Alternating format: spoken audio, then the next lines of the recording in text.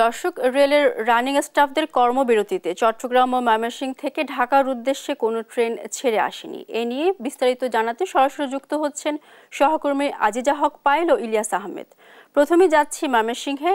ইলিয়াস, যাত্রীরা কি সমস্যার সম্মুখীন হচ্ছেন আমাদের জানাবেন।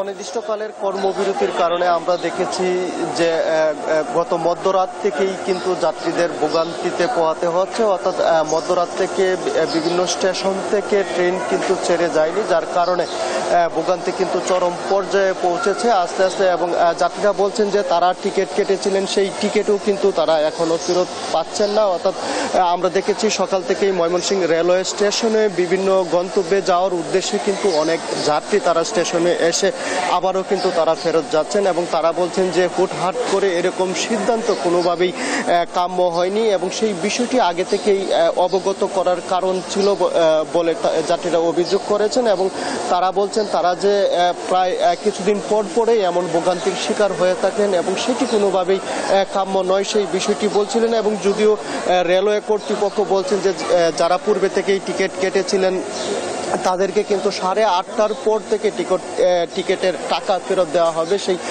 বিষয়টি বলছিলেন। এবং যারা অনলাইনে টিকিট কেটেছেন তাদের টাকা কিন্তু 3 দিনের মধ্যে ফেরত আসবে, সেই বিষয়ে রেলওয়ে কর্তৃপক্ষ আমাদেরকে জানিয়েছেন। অর্থাৎ রেলওয়ে কর্তৃপক্ষ বলছেন যে ময়মনসিংহ অঞ্চলে 28 জোড়া ট্রেন চলাচল করে। অর্থাৎ আমরা জানি যে 5 থেকে 7,000 যাত্রী কিন্তু ময়মনসিংহ অঞ্চল থেকে ট্রেনে চলাচল করে থাকেন এবং হঠাৎ করে এরকম সিদ্ধান্তের কারণে তারা কিন্তু অনেকটাই ভোগান্তির শিকার হচ্ছেন।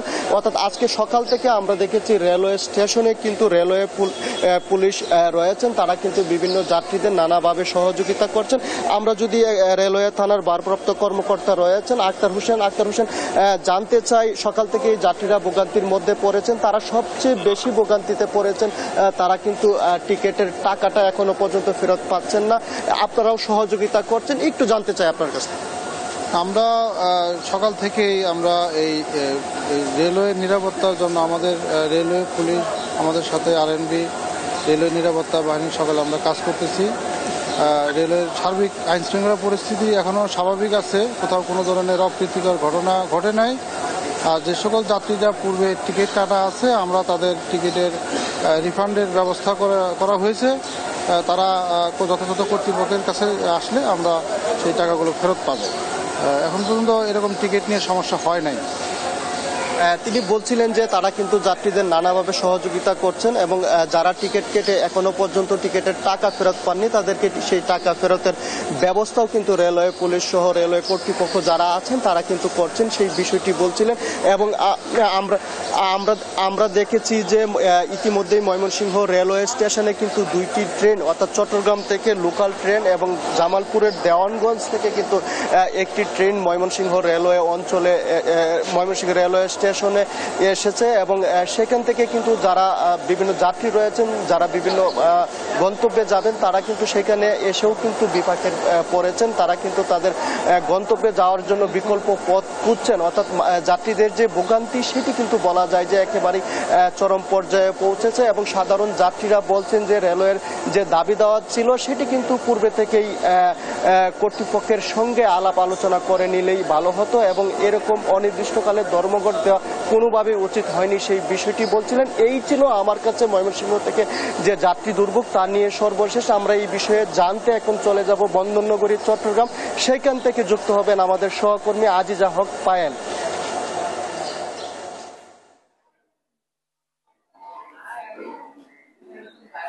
ধন্যবাদ সহকর্মী ইলিয়াস। আপনি যেমনটি জানিয়েছেন ময়মনসিংহ থেকে আপনাদের ওখানে রেলের যে সমস্যা, যে রেল স্টাফরা যখন কর্মবিরতি দিয়েছেন কালকে রাত থেকে বন্ধ রয়েছে আপনার রেল যোগাযোগ, সেই একই চিত্র এখন চট্টগ্রামে আপনি দেখতে পাচ্ছেন। আমার পেছনে অনেক যাত্রীরা এখানে আসছেন, তারা হয়তো জানেন না এই ভোগান্তিতে তাদের পড়তে হবে, কারণ কালকে রাতের 12টা থেকেই বন্ধ রয়েছে ট্রেনের যে যোগাযোগ, সেই যোগাযোগ বন্ধ রয়েছে। এই সেবাটি বন্ধ থাকার কারণে অনেক যাত্রীদের এখন ভোগান্তি পোহাতে হচ্ছে। সকালবেলা থেকেই দেখছি এখানে যাত্রীদের ভিড় জমিয়েছে।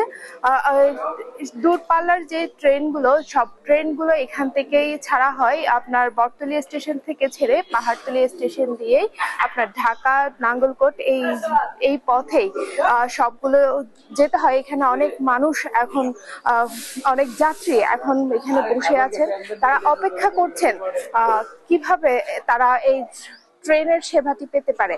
আপনার একজন যাত্রীর সাথে আমি একটু কথা বলবো। আপনি কি জানতেন আজকের এই ট্রেনের ইয়ে রয়েছে, বন্ধ রয়েছে? জানতাম না, এখানে এসে জানতে পারছি যে 3 মাস বন্ধ আছে। এখন দেখলাম যে 3 বন্ধ। কিছু জানিয়েছে অফিস থেকে, কিছু জানিয়েছে কখন চালু হবে? কর্তৃপক্ষ থেকে কিছু জানানো হয়নি যে এখন পর্যন্ত কখন চালু হবে কি আসে। কয় ঘন্টা যাবত আপনি বসে আছেন? এখানে আসতে 1 ঘন্টা হচ্ছে, এখনো পর্যন্ত কোনো সন্তান নেই। আমি আরেকজন যাত্রীর সাথে একটু কথা বলবো। জি, আপনি কোথায় যাচ্ছিলেন? আমি যাচ্ছি যে আপনার হলো যে নাঙ্গলকোট। আমি ভোর 5:50 আসছি, এখানে আসি ফজরের নামাজ পড়ছিলাম। তো ভাবছি যাচ্ছিও কিন্তু একটা উদ্দেশ্যে, ভোটারের জন্য। যদি ওইটা আমাদেরকে আগে যদি জানানো হইতো তাহলে আর আমরা এই ভোগান্তিতে পড়তাম না, তাহলে আমরা অন্যদিকে চলে যেতে পারতাম। কিন্তু এখনো 8টা বেজে গেছে, এখনো কোনো ট্রেনে আসার কোনো সিদ্ধান্ত নাই। যেমনটি আমরা যাত্রীদের সাথে কথা বলে জানতে পেরেছি, এখানে খুব একটা আগে থেকে নোটিশ দিয়ে বন্ধ করা হয়নি। আমরা যতটুকু জানতে পেরেছি, রানিং স্টাফদের যে বেতন ভাতা সমূহ সমস্যা ছিল, এই বেতন ভাতা নিয়ে তারা গত রাত 12টা থেকে রেলের রানিং স্টাফরা এই কর্মবিরতিতে গেছেন অনির্দিষ্টকালের জন্য। এখনো কোনো সিদ্ধান্ত কর্তৃপক্ষের কাছ থেকে আসেনি। এই ছিল রেলের এই রেল বন্ধ থাকা নিয়ে সর্বশেষ মার্জানা। আপনাদের দুজনকে ধন্যবাদ।